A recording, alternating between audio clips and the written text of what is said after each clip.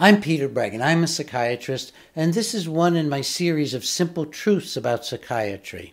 I've already talked to you about stimulant drugs for children, and now I want to talk to you about ADHD, or attention deficit disorder. But first, remember that stimulant drugs don't cure anything, they don't fix anything, they don't improve anything.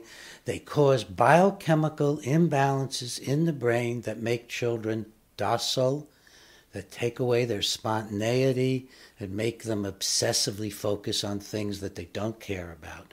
There's no evidence that stimulant drugs improve anything past the first few weeks when they subdue behavior.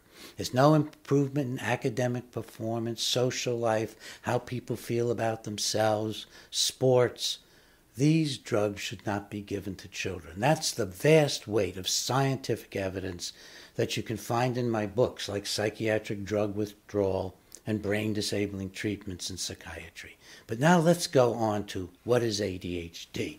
I want you to imagine, maybe in your late 20s or 30s that you went back to school. Was it fun? Do you remember going back to school and thinking, wow, it was great? Not too many of us think like that.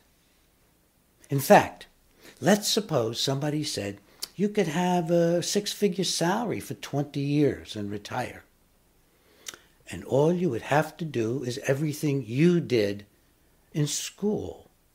You would just sit all day long in hard chairs with a desk in front of you.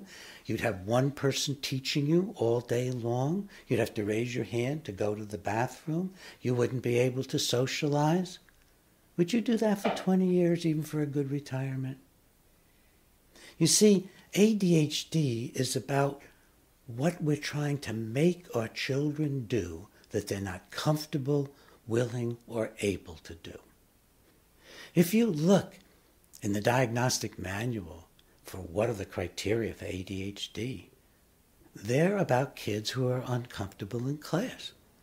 The criteria include things like fidgeting in chair, squirming in chair, cutting off the teacher to answer questions before she's finished asking them, not standing in line, being too active. What happened is that the drug companies actually created the diagnosis ADHD to sell it to teachers and say, we have a medication that will get rid of all your difficulties in your classroom. They held workshops. They worked with the Department of Education to do it. Now, is ADHD a disease? Well, it can't be a disease. Because think about it. What might make a child, say, fidget in class or be hyperactive in class or interrupt the teacher? Why, it could be almost anything. It could be that the child's behind in class and uneasy and anxious because they can't keep up. It might be that the child's the opposite of that the child's way ahead of class, that the child's thinking about things far beyond what's going on in the classroom and is bored. It could be that the teacher is boring. Well, maybe the teacher's been depressed for years. Maybe the teacher doesn't know how to have moral authority, get the kids to quiet down and listen to her. Or maybe the child's going through a divorce at home and is just anxious and fidgety and nervous and needy. Or maybe the child's malnourished. Maybe the child has an underlying problem like head injury from sports, because that can give you all the same kinds of activities. In other words, this list of behaviors doesn't mean anything.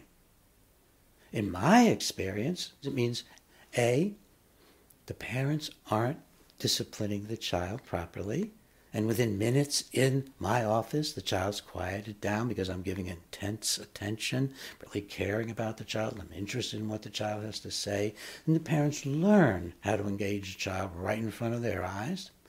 Or the child doesn't have any problem at all, but school is boring. I've even seen children turn around overnight with a change of teacher. So ADHD is not a disease, it's not a disorder. But once you start giving a child drugs for ADHD, you create all kinds of diseases and disorders. Children get depressed on the drugs, they get psychotic on the drugs, they lose weight, get skinny, weakened and fatigued on the drugs. They lose interest in socializing on the drugs, which is one of the main effects that the teachers often see as positive, because the kid's not trying to socialize in class anymore. Let me say in a word, there's no disorder, there's no disease. The drugs just flatten spontaneous behavior.